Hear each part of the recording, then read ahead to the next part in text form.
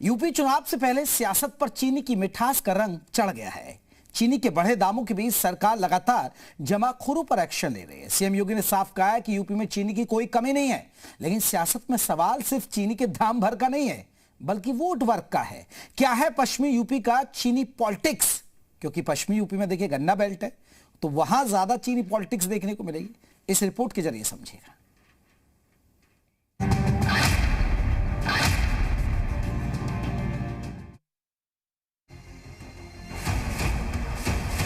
चीनी की क्राइसिस की चर्चा की चल रही है, लेकिन यूपी में चीनी की कमी नहीं। दुगना रेट होने जा रहा है चीनी का पिछले 1.5 महीने में। जैसे जैसे बाजार में चीनी का दाम बढ़ा, वैसे वैसे उत्तर प्रदेश में राजनीति की मिठास तेज हो गई, क्योंकि यूपी में चीनी सिर्फ खाने पीने की चीज नहीं, बल्कि पश्चिमी यूपी की सियासत का बड़ा फैक्टर भी है। क्योंकि यहाँ की सियासत गन्ना किसान, चीनी मिल, बकाया भुगतान, गन्ने की रेट और चीनी की कीमतों पर निर्भर है। ये तमाम फैक्टर वोटर से भी जुड़ते हैं। तभी तो जैसे ही चीनी के दाम में बढ़ोतरी की खबरें आई, योगी सरकार भी एक्शन में आ गई और तुरंत जमाखोरों पर कार्रवाई के निर्देश दे दिए। साथ ही सीएम ने ऐलान करके उत्तर प्रदेश के लोगों को भरोसा दिलाया कि सूबे में चीनी की कोई किल्लत नहीं। चीनी की क्राइसिस की चर्चा की चल रही है, लेकिन यूपी में चीनी की कमी नहीं। यूपी की 1 महीने की कुल खपत है 4 लाख टन चीनी। कुल 4 लाख टन 1 महीने की खपत है। हमारे पास मौजूद है 28 लाख टन, यानी आप अनुमान करिए 7 महीने की चीनी हमारे पास मौजूद है।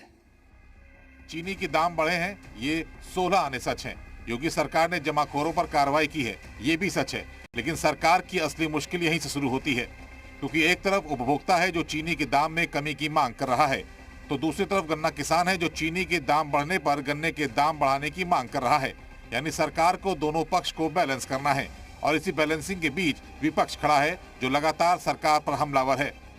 देखिए, तो हर तरफ महंगाई, क्योंकि इनके पास कंट्रोल करने की कोई क्षमता ही नहीं है और पूरी तरीके से सरकार नहीं चल रही है। एक कंपनी चला रहे हैं, कंपनी के लोग पूरी सरकार को, ये गवर्नमेंट को चला रहे हैं, इंडिया को चला रहे हैं। वो अपने हिसाब से दाम बढ़ा घटा रहे हैं। सरकार चीनी के बढ़ते दाम को थामने की कोशिश कर रही है, तो विपक्ष चीनी के बहाने अपनी सियासत चमका रहा है। क्योंकि पश्चिमी यूपी में गन्ना सिर्फ फसल नहीं, बल्कि राजनीतिक ताकत भी है।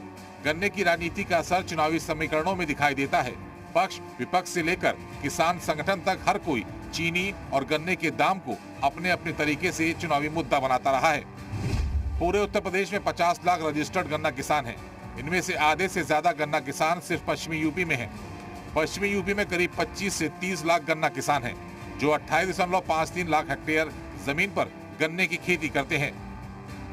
यानी पश्चिमी यूपी की पूरी सियासत ही गन्ना किसान के इर्द गिर्द घूमती है। लेकिन गन्ना किसान की अपनी उम्मीदें भी हैं।